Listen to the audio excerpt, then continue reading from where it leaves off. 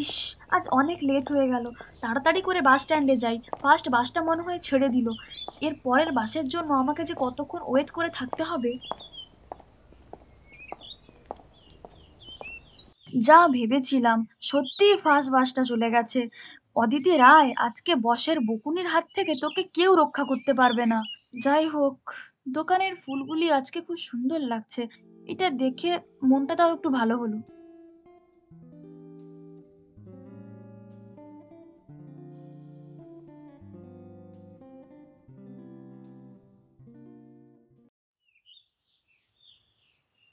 দাদা, ওই গোলাপের সুন্দর তোড়াটির দাম কত?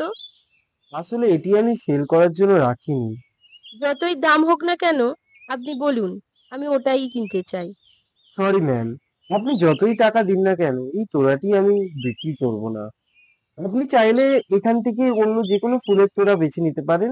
ঠিক আছে, আপনি ওই তোড়াটি দিন।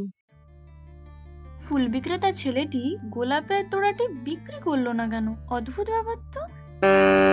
সে যাই হোক, বাসটা এসে গেছে মনে হয়, যাই। অদিতি একই ঘটনা 1 সপ্তাহ ধরে প্রতিদিনই লক্ষ্য করলো।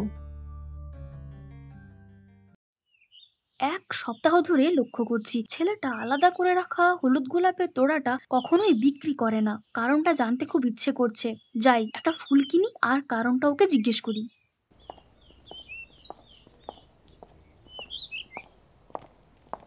ওই ফুলটির দাম কত? 30 টাকা।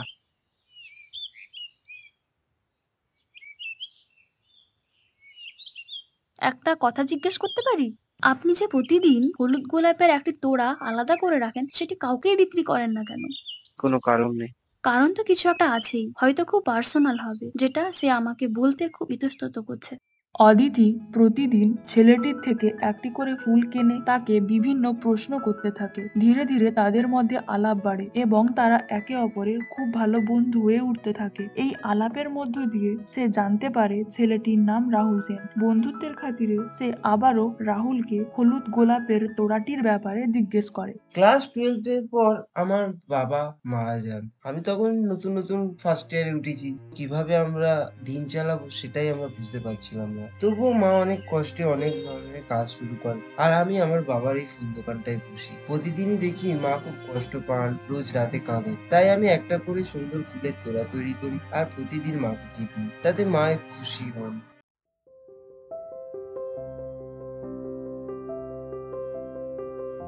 বাবা, তুই প্রতিদিনকার মতো আজকেও এই হলুদ গোলাপের তোড়া রেখেছিস আমার জন্য? হ্যাঁ মা, রেখেছি। আসলে আমি জানি তোমার ফুল খুব ভালো লাগে। তুমি এখন বাড়ি যাও, আমি সন্ধ্যেবেলা বাড়িতে গিয়ে তোমার সাথে কথা বলবো। সাবধানে যাও। তাহলে রাহুল সত্যি কথাই তো বলেছিল, এটাই আসল কারণ। যে ছেলেটি তার মাকে এত ভালোবাসতে পারে, তার যত্ন নিতে পারে, সে তার মনের মানুষকেও ঠিক এতটাই ভালোবাসবে বলে আমার মনে হয়। এইভাবে অদিতি রাহুলকে মনে মনে খুব ভালোবেসে ফেলে।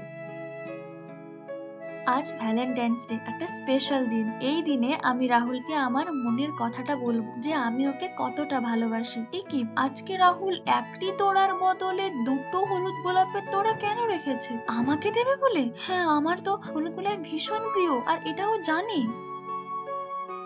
অদিতি মনে মনে যা ভেবেছিল তাই ঘটলো। রাহুল হলুদ গোলাপের দুটি তোড়ার মধ্যে একটি নিয়ে এসে অদিতিকে দেয় আর তার ভালোবাসার কথা অদিতির কাছে স্বীকার করে। তারা দুজনেই ভবিষ্যতে একসঙ্গে থাকার প্রতিশ্রুতি দেয়।